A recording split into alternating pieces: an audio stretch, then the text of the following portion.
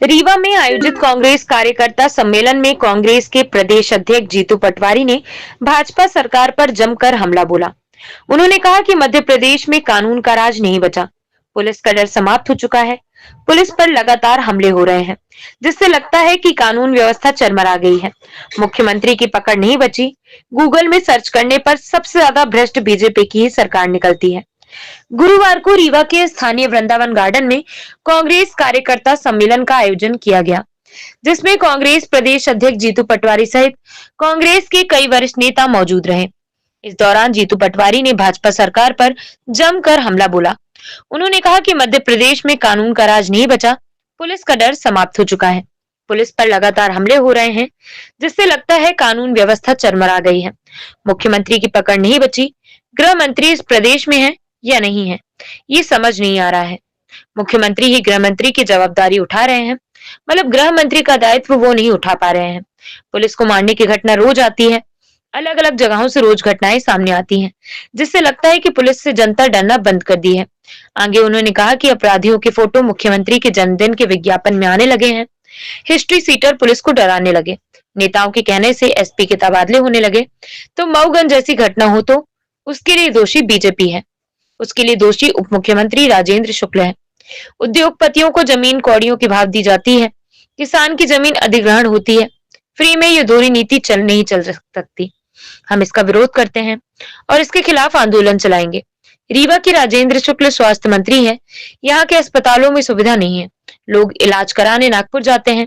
उन्होंने कहा गूगल पे सर्च करो तो सबसे ज्यादा बलात्कारी बीजेपी के ही क्यों निकलते हैं, सबसे ज्यादा भ्रष्टाचारी बीजेपी के ही क्यों निकलते हैं, सबसे ज्यादा भ्रष्ट सरकार बीजेपी की ही क्यों निकलती है। उन्होंने कहा कि यहाँ पत्रकार भी सुरक्षित नहीं है, उन्हें अपनी जान बचाने के लिए गुहार लगानी पड़ती है, धरने देने पड़ते हैं। कांग्रेस पार्टी इसकी निंदा करती है और लोकतंत्र के चौथे स्तंभ के साथ ताकत से खड़े रहने का संकल्प लेती है। उन्होंने अमरपाटन से कांग्रेस विधायक राजेंद्र सिंह के साधु संतों पर दिए बयान को लेकर कहा कि उन्होंने बस बयान को लेकर अपना स्पष्टीकरण दिया है। एक वीडियो के माध्यम से उस बयान का खंडन हो गया है।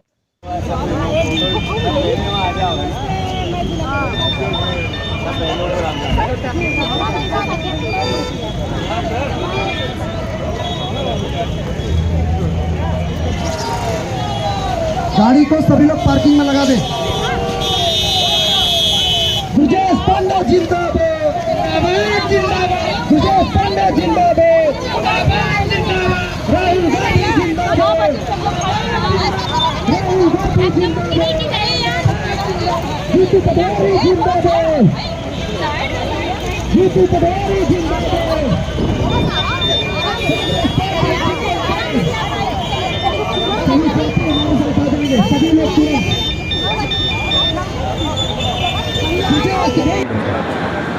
पत्रकार बंधु सवाल कर रहे थे बहुजन की घटना का। मैसेज क्या है कि पुलिस के का डर इस प्रदेश से समाप्त हो। पुलिस की हत्या होती है, थाने पर जिस तरीके का हमला हुआ, ये मैसेज है कि सरकार का दायित्व से एक तरह से सरकार का कानून पे से और व्यवस्था पे से चरमरा गई। मुख्यमंत्री की पकड़ नहीं बची। गृह मंत्री इस प्रदेश में है या नहीं है, ये समझ नहीं आता। मुख्यमंत्री गृह मंत्री की जवाबदारी उठा रहे हैं, मतलब गृह मंत्री का दायित्व को नहीं निभा पा रहे। ये एक जगह की पुलिस को मारने की घटना नहीं है, रोज आती है पुलिस को मारने की घटना। इंदौर में वकीलों ने पुलिस को मारा, अलग अलग जिलों में अलग अलग घटनाएं रोज घटती है। ये मैसेज क्या है कि पुलिस का व्यवहार जनता से ऐसा हो गया कि पुलिस से जनता डरना बंद। अपराधियों के जब फोटो मुख्यमंत्री के जन्मदिन पर विज्ञापन में आने लगे, पुलिस को तड़ी पार लोग डराने लगे। जो हिस्ट्री सीटर है वो पुलिस को समझाए किया उनकी चाकरी करे, नेताओं के कहने से एसपी के तबादले हो जाए, तो फिर जैसी मऊगंज की घटना हुई, अगर इसके लिए दोषी तो बीजेपी, उसके लिए दोषी तो राजेंद्र शुक्ला है, उप मुख्यमंत्री। कानून गृह मंत्री मोहन यादव जी, हम उसकी निंदा करते। हम पुलिस की हत्या हुई उसकी भी निंदा करते हैं, कानून थाने पर हमला हुआ उसकी भी निंदा करते हैं, जिस परिवार के साथी की हत्या हो गई उसकी भी निंदा करते हैं। और इसके लिए दोषी कोई है तो मध्य प्रदेश की सरकार मोहन यादव है। उसकी भी कड़ी निंदा करता हूँ। साथियों, मैं बहुत गहराई से दिल्ली की धरती पर 2 सवाल करना चाहता हूँ। एक कानून लेके आई Bharatiya Janata party land pooling act, जिसमें किसानों की जमीन 50% सरकार छीन लेगी बिना मुआवजा, बिना नोटिस दिए। लगातार सिंगरौली में, उमरिया में, शहडोल में, जितने भी हमारे रीवा में, सतना में, जहाँ सीमेंट प्लांट लगे, जमीन अधिग्रहण हुई, जमीनों के मुआवजे का प्रोसेस कांग्रेस की सरकार ने, राहुल गांधी ने भूमि अधिग्रहण अधिनियम के तहत ताकत की, उसको कोलैप्स कर दिया। और उसका कोई दोषी है तो राजन छिका, क्योंकि वो सरकार के मुख्यमंत्री और बीजेपी की सरकार है। एक तरफ संगड़िया को जमीन मिलती है कलेक्टर रेट, गुप्ता को जमीन मिलती है कलेक्टर रेट, और उद्योगपतियों को जमीन मिलती है करोड़ी के दाम, और किसान की जमीन अधिग्रहण होगी फ्री में। ये तो दोहरी नीति नहीं चल सकती। कांग्रेस पार्टी इसका विरोध करती है और हम कल से इसका आगाज करेंगे सिंगरौली से। इस नीति का विरोध पूरे मध्य प्रदेश में कांग्रेस पार्टी पद यात्राओं, संघर्ष, कलेक्टर पर प्रदर्शन, किसानों को साथ लेकर अलग अलग तरह के विरोध के तरीके ढूंढकर इस सरकार के इस काले कानून का हम विरोध करेंगे। दूसरी बात, यहाँ के मुख्यमंत्री, उप मुख्यमंत्री, स्वास्थ्य मंत्री, मैं आपसे सवाल करना चाहता हूँ। जो पत्रकार बंधु हुए बताए कि क्या यहाँ का जो स्पेशल यूनिट है स्वास्थ्य का, जिसका नाम लिया जाता है, वह डॉक्टर पूरा है, वहाँ नर्सें पूरी है, वहाँ दवाइयाँ पूरी है, वहाँ जाँचें पूरी होती है।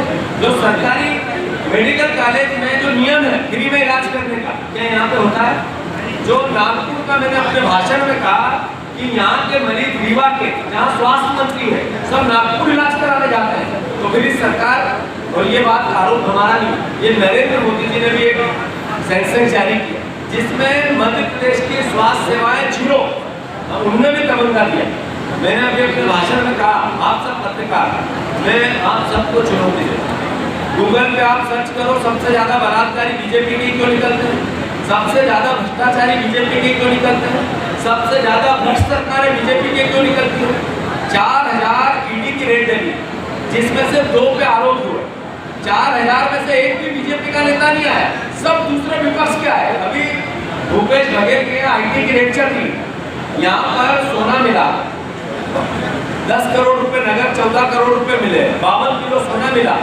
आरोपी कौन है, किसका सोना था, पता नहीं चला सरकार को। इसका सवाल राजेश शुक्ला से बनता है, नहीं बनता? ये भ्रष्टाचार सर चढ़ के बोलने लग गया, मध्य प्रदेश सबसे भ्रष्ट राज्य बन गया। इसके विरोध में पत्रकार आवाज उठाए तो मारा जाता है, थाने में बंद किया जाता है। पत्रकारों को अपनी जान बचाने के लिए गुहार करनी पड़ती है, धरने देने पड़ते हैं। क्या ऐसा प्रदेश चाहिए था हमें? कांग्रेस पार्टी इसकी निंदा करती है और लोकतंत्र के चौथे स्तंभ के साथ ताकत से खड़ी रहने का संकल्प लेती है। मैं अनुरोध करना चाहता हूँ फिर से कि महूगंज की घटना फिर से नहीं दोहराए। इस देश के नागरिकों को पुलिस एक ऐसी व्यवस्था होती है जिसपे भरोसा होता है, वो कायम। और मध्य प्रदेश में जिस तरीके के पुलिस के खिलाफ माहौल बन रहा है, उनके खिलाफ आंदोलन हो रहे हैं, उसको उनकी पिटाई हो रही है, इससे अल्टीमेटली मध्य प्रदेश का चेहरा काला हो रहा है, इसमें कलंक हो रहा है। इसका हम सरकार से आग्रह करते हैं कि जल्दी से सुधार। और मैं फिर से कांग्रेस पार्टी का आज का आयोजन संगठन के विस्तार को लेकर, संगठन की राजनीतिक रूप से, वैचारिक रूप से कार्यकर्ताओं को ट्रेनिंग के माध्यम से सुदृढ़ उसकी हमारी विचारधारा बने, इसको लेकर पंचायत स्तर पर हमारी कांग्रेस पार्टी का गठन हो, जिसमें पंचायत कांग्रेस कमेटी का गठन हो, जिसमें एक अध्यक्ष बने, 25 लोगों की कमेटी बने। ऐसे ही शहरी क्षेत्र में हमारी जो योजना है कि जिसमें हम 25 घरों पर एक मोहल्ला कमेटी बनाए, वार्ड कमेटियाँ फिर से बनाए। संकल्प में हमारा पंचायत के चुनाव जितना, संकल्प में हमारा फिर से नगर निगम हमारी बने पूरे मध्य प्रदेश में। इसको लेकर प्रदेश के प्रभारी भी पूरे प्रदेश के दौरे पे है। और आज विधानसभावार कल सतना की 7 सीटों पर रात को 11 बजे तक हमने कार्यकर्ताओं से बात की। आज रीवा में रात को 12 भी बज जाएंगे तो सारे आराम से सब कार्यकर्ताओं से संवाद करके जो अच्छे से अच्छा हो सकता है पार्टी को उस दिशा में ले जाने की कोशिश करेंगे। धन्यवाद। हेलो रीवा, कैसे हैं आप सभी? तो अगर आप भी अपने रीवा में फैशन डिजाइन, इंटीरियर डिजाइन या मेकअप का कोर्स करना चाहते हैं तो इंटरनेशनल डिजाइन एकेडमी रीवा आपके लिए लाया है इंटरनेशनल फैकल्टी के साथ 100% जॉब प्लेसमेंट की गारंटी और इंटरनेशनल रनवे के साथ मिलान फैशन वीक जैसे इवेंट एक्सपोजर का मौका। जो आपको इंटरनेशनल मार्केट से कनेक्ट करने में मदद भी करेगा। अगर आप या आपका दोस्त इंटीरियर डिजाइनर या फैशन डिजाइन का कोर्स करने का सोच रहे हैं, तो एक बार IDA विजिट करें और अपनी नई यात्रा की शुरुआत करें। हमारा पता अंगिरा एम्पायर PK स्कूल के बगल में, प्रयागराज रोड, रीवा।